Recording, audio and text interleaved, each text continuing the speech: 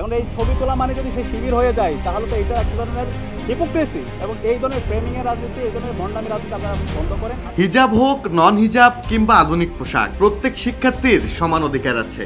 এই এক কথাতেই যেন ভেঙে গেল বহুদিনের বিতর্ক, ভাঙলো ট্যাবু। বছরের পর বছর ধরে ঢাকা বিশ্ববিদ্যালয়ে এক ধরনের ধারণা চালু ছিল, ইসলামী ছাত্র শিবির ক্ষমতায় এলে নারীদের পোশাকের স্বাধীনতা থাকবে না, হিজাবকে করা হবে বাধ্যতামূলক, আধুনিক পোশাককে দেখা হবে নেতিবাচক ভাবে। এই বিতর্ক সোশ্যাল মিডিয়ায়ও বারবার আলোচনা এসেছে, ফলে বাংলাদেশ জামায়াত ইসলামী ও ইসলামী ছাত্র শিবির সম্পর্কে তৈরি হয়েছে নানা ধরনের ট্যাবু।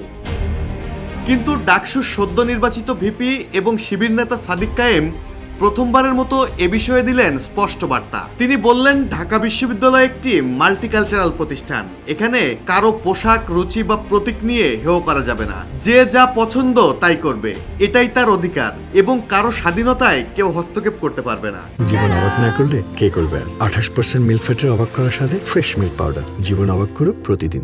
নারীদের জন্য নিরাপদ ক্যাম্পাস, স্বাস্থ্য, স্যানিটেশন সুবিধা, আবাসন সমস্যা সমাধানের দিকেও প্রতিশ্রুতি দিয়েছেন তিনি।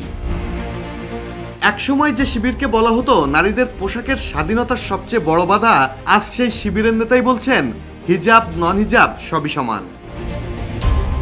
এবার কি তবে সাদিক কায়েমদের হাত ধরে বদলাচ্ছে ঢাকা বিশ্ববিদ্যালয়ের রাজনীতির পুরনো ধারা, নাকি ডাকসুর মতো জাতীয় নির্বাচনেও ইসলামী দলগুলোকে সাথে নিয়ে চমক দেখাতে চাইছে জামায়াত ইসলামী? আর সেজন্যই কি নীতিগত পরিবর্তনের দিকে এগিয়েছে তাদের ছাত্র সংগঠন ইসলামী ছাত্র শিবির? সে প্রশ্নের উত্তর খুঁজছেন নেটিজেনরা। ডেস্ক রিপোর্ট, জয় জয় দিন।